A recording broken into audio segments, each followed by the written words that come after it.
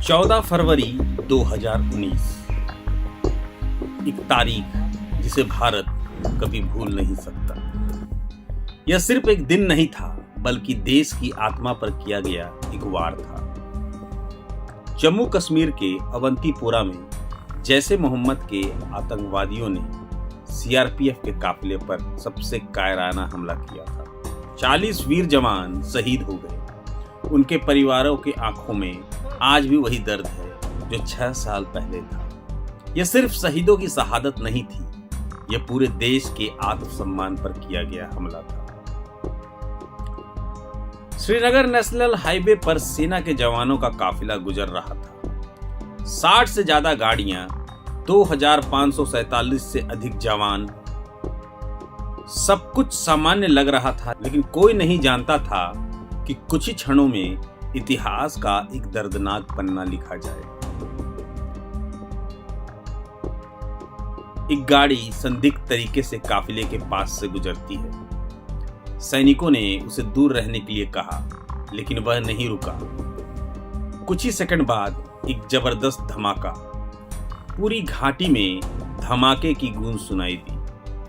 देखते ही देखते धुएं का गुबार छा गया। जवानों की बसें परखच्चे में बदल गईं, चीख पुकार मच गई। 40 जवानों ने मौके पर ही अपने प्राण त्याग दिए।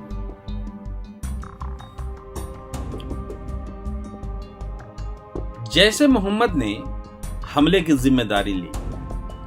ये वही आतंकी संगठन है जो पाकिस्तान की सरजमी से भारत के खिलाफ जहर उगलता रहा है।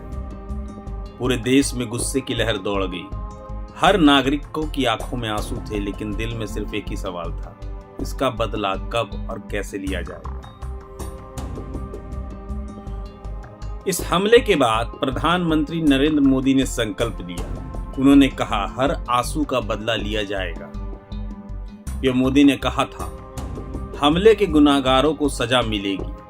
हम अपने वीर शहीदों की शहादत को बेकार नहीं जाने देंगे। यह सिर्फ शब्द नहीं थे, ये भारत की शक्ति का ऐलान था। इसके बाद जो हुआ उसने पूरी दुनिया को दिखा दिया कि नया भारत अपने वीरों का बलिदान नहीं भूलता।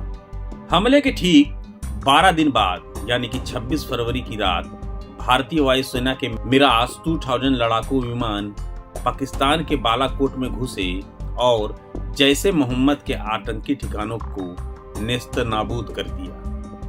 भारतीय सेना के विमानों ने 1000 किलो बम गिराए, करीब 300 आतंकी ढेर किए गए। पाकिस्तान के होश खड़े हो गए। भारत ने अपने शहीदों का बदला ले लिया। बालाकोट एयर स्ट्राइक के बाद पाकिस्तान ने भारत पर हमला करने की कोशिश की, लेकिन भारतीय वायुसेना ने जवाबी कार्रवाई की। विंग कमांडर अभिनंदन वर्धमान ने अपने MiG-21 से पाकिस्तान के F-16 को मार गिराया। हालांकि उनका विमान पाकिस्तानी सीमा में जा गिरा और उन्हें पकड़ लिया गया। पूरी दुनिया देख रही थी कि पाकिस्तान अभिनंदन के साथ क्या करता है, लेकिन भारत की कूटनीतिक शक्ति के आगे पाकिस्तान झुक गया।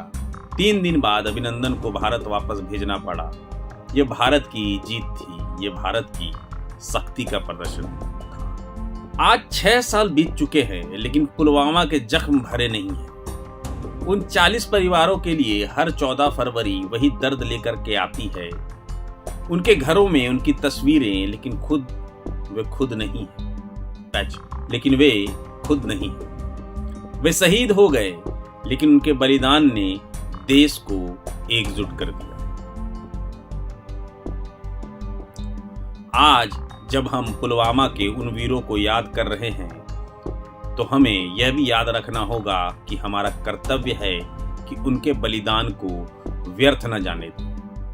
हमें एकता बनाए रखनी होगी, हमें हमेशा सतर्क रहना होगा, और सबसे जरूरी हमें यह सुनिश्चित करना होगा कि जो हुआ वो दोबारा कभी नहीं होगा। जय हिंद।